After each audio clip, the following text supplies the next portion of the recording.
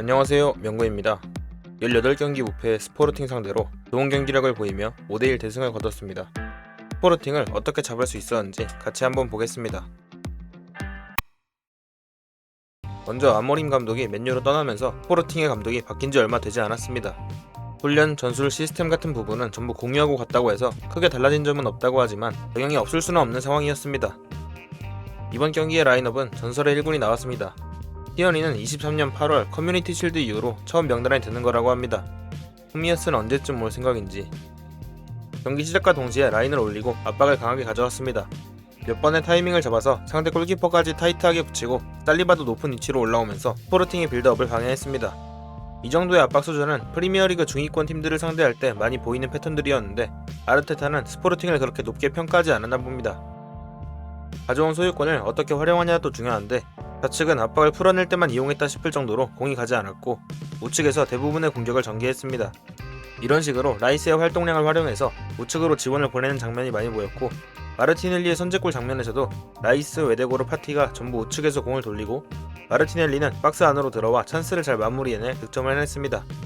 이렇게 우측으로 선수를 몰아놔도 문제가 없는 게 웨데고르, 사카, 팀버, 파티까지도 좁은 공간에서 공을 잘 다루는 선수들이라 오히려 과부하를 일으켜 상대의 진영을 무너뜨릴 수 있습니다. 하베르츠의 골 장면에서도 좌측엔 칼라피오리 말고는 없다 싶을 정도고 라이스까지 우측에 붙어 있었습니다. 파티의 좋은 로빙 패스로 찬스를 만들어 하베르츠가 득점을 할 수 있었습니다. 그리고 전반전에 압도할 수 있었던 포인트를 하나 더 짚어보자면 스포르팅은 리그 전승에 챔스에서도 무패인 팀입니다. 그래서 이번 시즌에 수비를 이렇게 오래 해본 적이 없지 않았을까라는 생각도 드는 전반전이었습니다. 빅터 요케레스, 저번 시즌부터 유럽에서 제일 핫한 스트라이커 중 한 명입니다. 맨시티를 상대로 헤드트릭까지 하며 좋은 분위기를 타고 있었는데 아스날 수비진을 상대로는 힘을 쓰지 못했습니다. 스포르팅이 전반전을 압도당하면서도 짧은 빌드업으로 풀어나오려고 하다보니 요케레스에게 기회도 많이 오지 않고 고립되는 상황이 많았습니다. 그리고 기회가 오더라도 살리바와 마갈량이스의 압박, 전진 수비에 당하고 피지컬 속도에서 밀려 요케레스가 평소처럼 피지컬과 속도를 살린 플레이를 하지 못했습니다. 센터백 듀오 상대로 뭘 할 수가 없다 보니 드리블이나 슛을 서두르는 느낌도 있었습니다. 스포르팅은 전반전에 별다른 찬스를 만들지 못해서 후반전에는 보다 다이렉트한 스타일로 전환해서 요케레스를 활용하려고 했습니다. 실제로 경기 흐름도 후반전 초반에는 스포르팅이 기세를 타며 무서운 모습을 보여주었습니다. 하지만 요케레스가 찬스를 살리지 못하면서 아쉬운 모습을 보였고 웨데고르가 PK를 얻어내면서 아스날이 다시 분위기를 가져왔습니다. 키비오를 상대로 또다시 좋은 모습을 보여준 요케레스지만 골대를 맞추며 득점에는 실패했습니다. 이 클럽들과의 링크가 계속해서 뜨고 있는 요케레스의 이번 쇼케이스는 살짝 아쉬웠지만 장점은 나름대로 보여준 경기였다고 생각합니다. 여전히 칼라피오리의 수비 문제가 해결되지 않고 있습니다. 계속해서 지적받아온 수비 포지셔닝 문제가 또다시 나왔습니다. 다른 장면도 많았고 상대에게 너무 많은 공간을 줘서 크로스를 너무 편하게 올린 장면이 있었습니다. 이번엔 실점 장면에서도 세트피스 상황에서 마크맨을 놓치면서 발로 쉽게 득점을 해버렸습니다. 이런 걸 보면 마르티넬리 없는 칼라피오리를 잘 써먹을 수 있을지 조금 불안한 모습이 있었습니다. 스로인 상황에서 답답했던 모습이 많았는데 이번 경기에서 새로운 루트로 던지는 모습이 많이 보였습니다. 사이드라인에 붙어있던 선수가 횡적으로 움직이면서 중앙으로 멀리 던져 공간적으로 여유를 갖게 됩니다.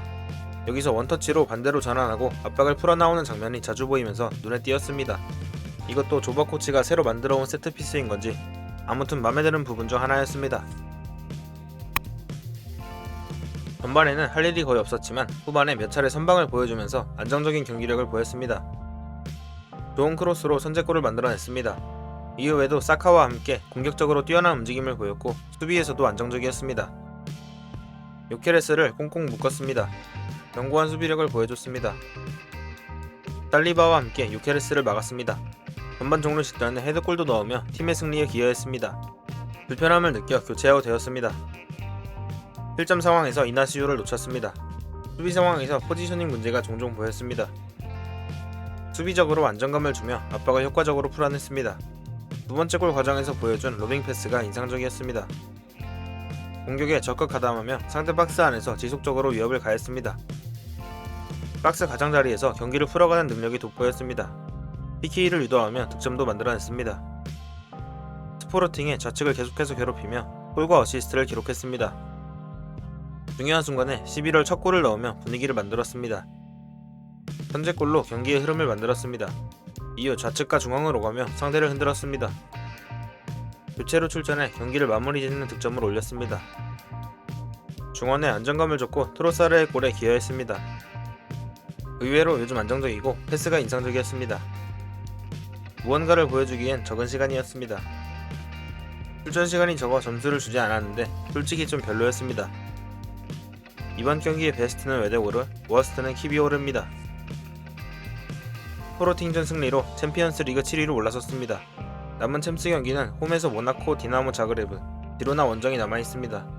경쟁팀들에 비해 상대적으로 난이도가 쉬운 편이라 챔스 치킨 가능성이 높고 기대도 하고 있습니다. 다음 경기는 프리미어리그 웨스트햄 원정입니다. 재밌게 보셨다면 구독과 좋아요 부탁드립니다.